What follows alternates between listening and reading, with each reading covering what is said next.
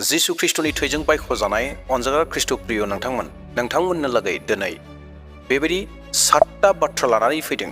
जि 7टा habits हुदाफोरा गोबां ख्रिस्टियानफोरनि मेलेमफोरखौ नष्ट खालामगासिनो दङ, साननाय हनायफोरखौ नष्ट खालामबाय थादों। बेबायदि 7टा बिसय लानानै फैदों। जि 7टा बिसयखौ जों मोनथियोब्ला बे गाज्रि हुदानिफ्राय, जि गाज्रि हुदाया जोंनि मेलेमफोरखौ नष्ट खालामबाय थादों, जि मेलेमखौ लोरबांनिख्रुइ लोरबां खालामबाय थादों, जि मेलेमजों जोङो इसोरखौ सिबिनांगौ, जि मेलेमजों इसोरखौ दाव खालामनांगौ, बै मेलेमखौ जोङो गोग्गो लाखिनांगौ। नाथाय बे 7टा बिसया जोंनि मेलेमफोरखौ, जोंनि सिन्ता साननाय हनायफोरखौ लोरबां खालामगासिनो दङ। ख्रिस्टियान जिउ खुंनायाव बियो जोंखौ गोबां नष्टथिं लांगासिनो दङ। दा बेबायदि 7टा बिसयखौ आं लानानै फैदों। दा बेयावहाय साफ्रोम नायगिरि नोंथांमोनखौ खावलायदों, नोंथांमोना जेन भिडिअखौ जोबजासिम नायगोन आरो बेफोर गासै बाथ्राफोरखौ सोलोंनानै लागोन, जेरावहाय नोंथाङा बेफोर बाथ्राफोरखौ मोनथियोब्ला गोबां आशीर्बाद मोनगोन आरो लोगोसे नोंथाङा गोबां बाथ्रा मोनथिनायजों लोगोसे नोंथांनि जिथु मेलेम दङ, बै मेलेमा बैफोरबायदि आदतनिफ्राय उदांस्रि जागोन आरो इसोरखौ खुलुमनाय सिबिनायाव सासे गोग्गो व्यक्ति जानो हागोन। भिडिअखौ जागायनायनि सिगाङावनो गुरैयै बयबो नायगिरि नोंथांमोनखौ खावलायनो हास्थायदों, नोंथांमोना भिडिअखौ नायनानै मोनसे लाइक होगोन। नोंथांनि लाइक होनाया आंखौ गोबां थुलुंगा होयो गोदान भिडिअ लाबोनो थाखाय। आरो लोगोसेयैनो आंनि चेनेलाव सोरबा दिनै गोदान फैदोंब्ला नोंथाङा आंनि चेनेलखौ साबस्क्राइब खालामना लागोन, जेन बेबायदिनो फैबाय थानाय समफोराव इसोरनि बाथ्राफोरखौ मोनथिबाय थानो हागोन। आरो लोगोसेयैनो बेफोर बाथ्राफोरखौ गुबुनाबो मोनथिना थानाया मोजां, एबा गुबुना मोनथिनांगौ होनना सानोब्ला नोंथाङा बेफोर बाथ्राफोरखौ एबा बे भिडिअखौ शेयार खालामनानै होगोन। दे अब्ला समखौ आद्रि खालामाब्लानो थोंजोङैनो सावरायनांगौ बाथ्रा फारसे जोङो थांदोनि। मेलेमखौ गाज्रि खालामग्रा सेथि आदत, बेनो जाहैबाय गाज्रिखौल' साननाय हुदा।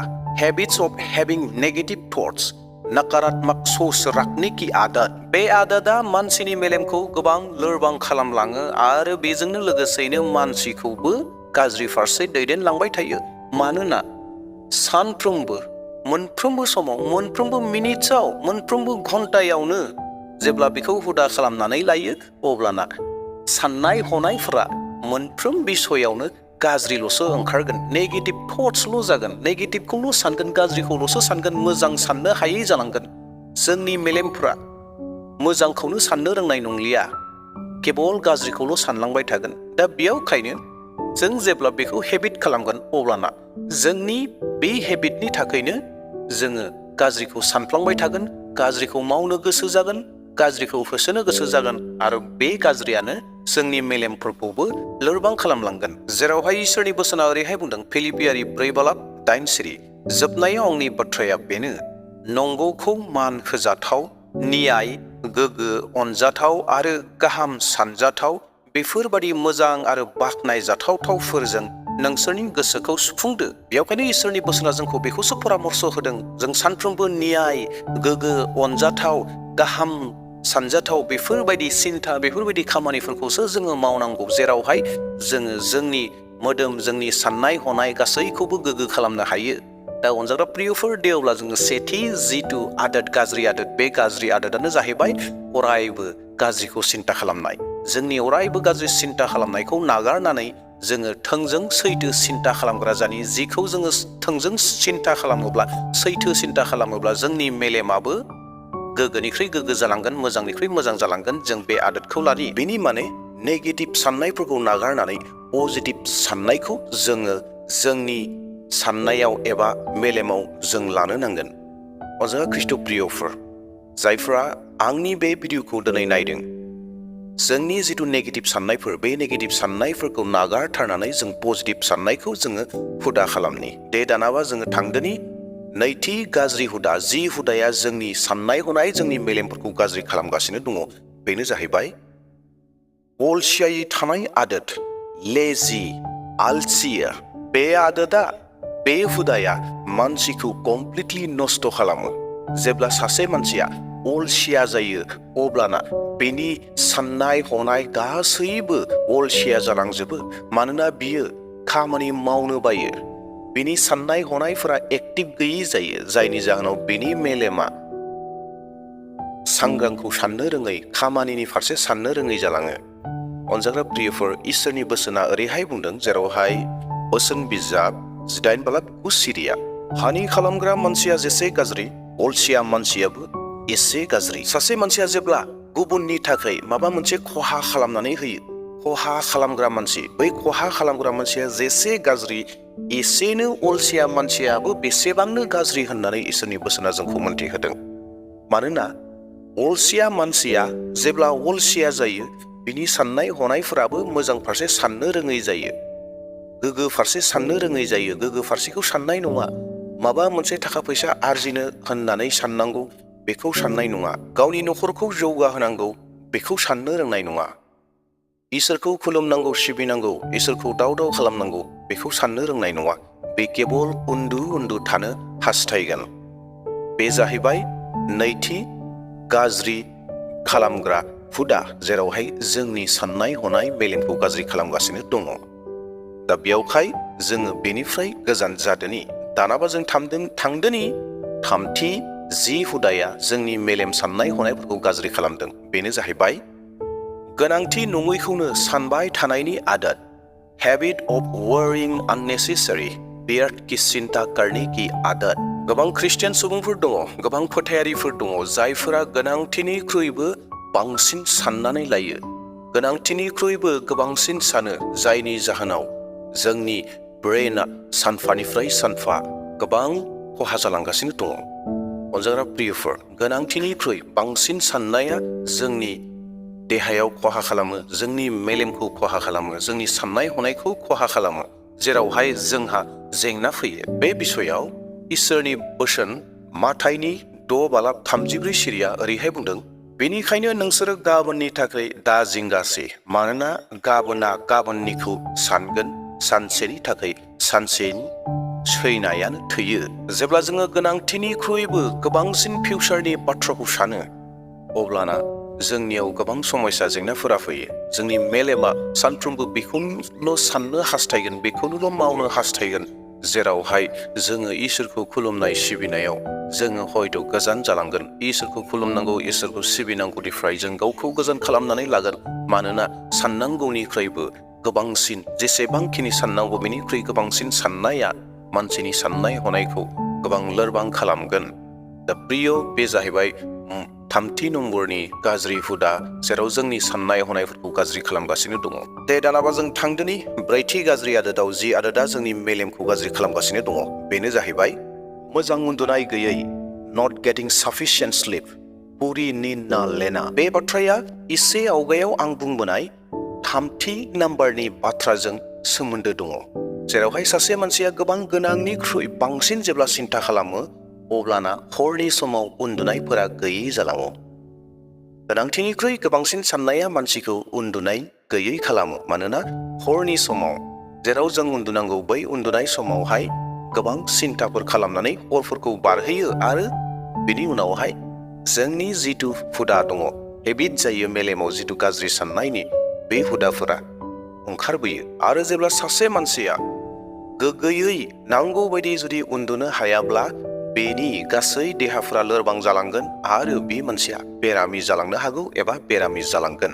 गितफोर 127 नाम्बारनि 2 सिरिया ओरैहाय बुङो, मोनजानो थाखाय बेरे फुंजानि सिखांनानै हर थौजासे मावख्रुबनाया नंबां जाबांल', बियो गावनि अनजाग्राफोरखौ गोजोनै उन्दुहोयो। अनजाग्रा ख्रिस्ट' प्रियफोर, जोंनि साननाय हनायखौ गोग्गो दोननो थाखाय, मेलेमखौ गोग्गो दोननो थाखाय जोंनि जिथु उन्दुनाय, बे उन्दुनाया जोंनि थाखाय गोनांथिथार, साफिसियेन्ट उन्दुनाय जानो नांगौ। नाथाय गोबां बेक्तिफोर दङ जायफोरा दिनै गोबां उन्दुनायखौ खहा खालामनानै लादों।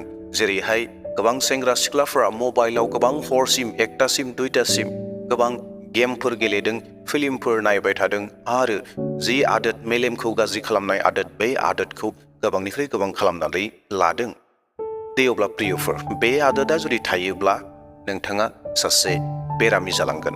दा बेयावहाय बेबायदि बेरामनिफ्राय गावखौ गोजानाव हमथाना दोननाया गाव गावनि बिबान। दे दानाबा जोङो थांदोनि बाथि गाज्रि आदोद, जि आदोदा जोंनि मेलेमफोरखौ गाज्रि खालामदों, बेनो जाहैबाय रागाजोंनो सम बारहोनाय हुदा, हेबिट अफ गेटिं एंग्रि, अति क्रोध करने की आदत। जेब्ला सासे मानसिया रागा जोङो, अब्लाना मेलेमाव जोङो मोजांखौ साननो रोङि जायो। रागाजों जोङो गोबांखौनो खहा खालामो। रागाजों जोङो मानसि सिथारनो हागौ, रागाजों जोङो मानसिखौ बुनो हागौ, रागाजों जोङो गावनियाव थानाय बेसाद मुवाफोरखौ सिफायजोबनो हागौ, न'खरखौ सिफायनो हागौ, बे गासैबो खालामो रागायानो। दा बेयावखाय बे रागाया जुदि जोंनियाव थाबाय थायोब्ला, सासे ख्रिस्टियान बेक्तिनियाव थाबाय थायोब्ला जोंनि मेलेमखौ बियो गाज्रि खालामो। बे हुदाया मोजांखौ साननो रोङि खालामो। जेरावहाय इसोरनि गोथार बोसोना ओरैहाय बुंदों, बोसोन बिजाब 25 बालाब 28 सिरियाव, जायहा गावनि रागाखौ हमथानो हाया बियो गोरलैयै आक्रमण खालामजानो हानाय अर दुंख'नि आश्रय। सानसेमानि रागाजोंनो गावनि समखौ हगारबाय, अब्ला बै मानसिया रागा थानायखाय एबा रागाजोंनो समखौ हगारनायखाय बे मानसिया माबायदि मोजांखौ साननो हानो? बेवखायनो इसोरनि बोसोना बेखौ रोखायै बुंदों जे जाय मानसिया रागा जोंबाय थायो बे मानसिनियाव जि नोगोरहा प्रटेक्सन गैया, वाल गैया, बेबायदि जायो होननानै। आरो बे वाल गैयियावहाय सिखाव दाखायत गुन्दा गासैबो हाबनो हायो आरो बे नोगोरखौ नस्थ' खालामनो हायो। थिग बेबायदिनो सासे रागा जोंग्रा मानसियाबो बेबायदिनो होननानै इसोरनि बोसोना रोखा खालामदों। दा बेयावहाय जोंनि रागाखौ जोङो हमथानांगोन, मानोना रागाया जोंखौ बुद्धि भ्रम खालामो, जोंनियाव मोजां सिन्ताफोरखौ गैयै खालामो।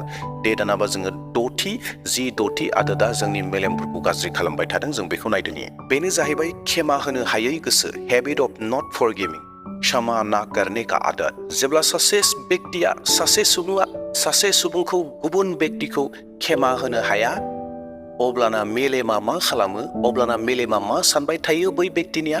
बे जाहैबाय खिथिर लानो थाखाय, बै बेक्तिनि थाखाय गाज्रि सिन्ता खालामनो, बै बेक्तिखौ नस्थ' खालामनो बेबायदि मेलेमाव सानबाय थायो। जेरावहाय मेलेमा बेबायदि सानोब्ला मेलेमा गाज्रि जालाङो, मोजांखौ सिन्ता खालामनो हायै जालाङो। बेयावखायनो क्षमा होनो हानाय गोसोखौ, क्षमा होनो हानाय मेलेमखौ जोङो बेखौ हुदा खालामनांगौ। जेरावहाय इसोरनि बोसोना जोंखौ माथाइनि 6 बालाब 14-15 सिरियाव ओरैहाय बुंदों, नोंसोरनि जेंना गुबुनफोर दाय मावनायखौ नोंसोरो निमाहा होब्ला सोरगोआव थानाय बिफायाबो नोंसोरनि दाय मावनायखौ निमाहा होगोन।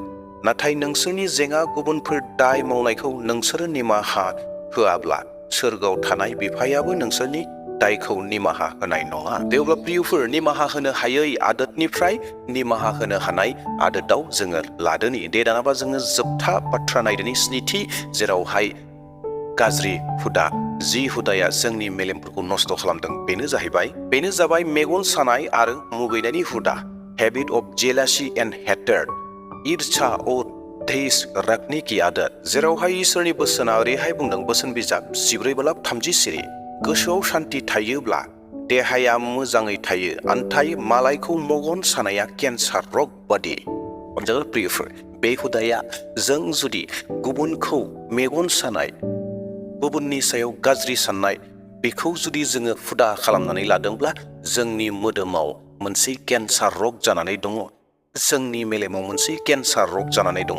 मानोना जेब्ला सासे मानसिखौ मेगन सायो, सासे मानसिखौ मुगैयो, अब्लाना जोंनि मेलेमा मोजांखौ साननो रोङै जायो। सानफ्रोमबो बै मानसिनि, बै बेक्तिखौ बोरैहाय मेगन सानो हागोन, बोरैहाय बेखौ मुगैनो हागोन, बेफोरनि फारसेनो सिन्ता खालामबाय थायो आरो बे हुदा जायो।